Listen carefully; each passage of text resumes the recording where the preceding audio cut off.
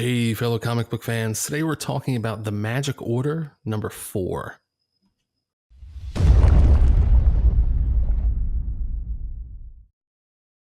All right, so we're back with The Magic Order. I think it's safe to say that all three of us were looking forward to reading this issue and talking about it. It's been a great series thus far, and this was the first issue so far that hasn't started out with some sort of an extreme opening scene. Some grisly murder, involving children and depravity. Exactly. No daredevil stunts, no fire, no hashtag hobo love, nothing. But we get a opening scene that's kind of cute, actually, and I think it's pretty funny. Yeah. I mean, you've got the end of the world during World War II that they're discussing, and there's a little Cordelia Moonstone in the trunk of the car, having traveled through time. It's which is exactly the kind of thing that you would expect her to have done when she was a child. Exactly. Because we know her as being, pretty crazy. Exactly. And but that was a cool scene. We talked about time travel. We have another scene with that blends science and magic. We have this time space, other area somewhere going on, which is awesome. Yeah, another great issue. Like I said, I think that it was relatively tame compared to the first 3 issues. It certainly was. Yeah, I mean, it certainly was pretty tame, especially like starting out. We're used to such like an intense opening scene. This was definitely chill in comparison, which I mean was perfectly fine. It still was a great issue. It stands up by itself without a problem. It shows that last brother there to be pretty sweet. I mean, we all kind of, at least I felt anyway. Can't speak for you guys, but you always felt he was pretty sweet. And he just chose not to be. And now it's going, yeah, you're pretty awesome. So that'll be good. And, and I am kind of happy that they'll potentially at least have the option of striking back, because it has been a little one-sided.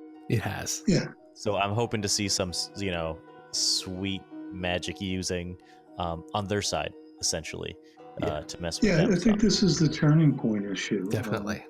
Yeah. Issue 4 of 6.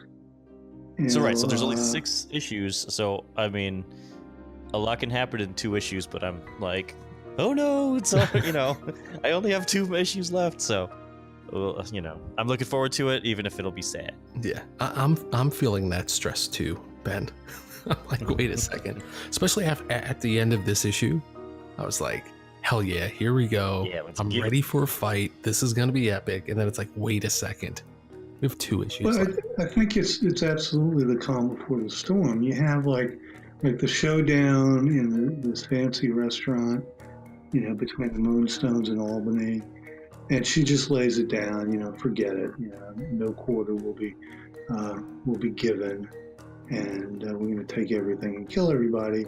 And by the way, your brother's already dead. Yeah.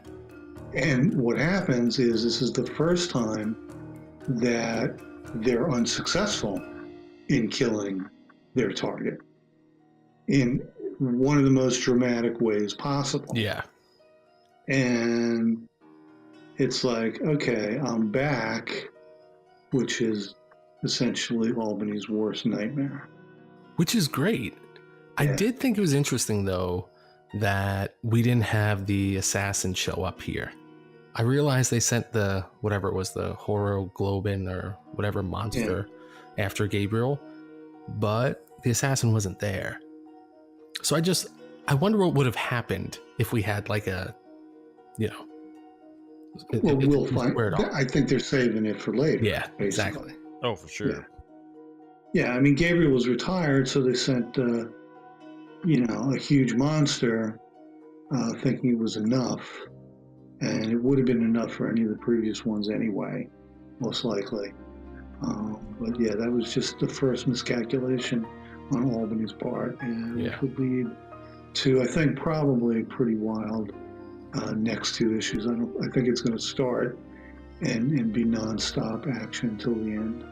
I agree. And I think we brought this up at some point during one of the previous reviews. We had said that really, like, no one within reason, any of the, anyone that's died so far, they haven't really managed to even be able to fight back. Right.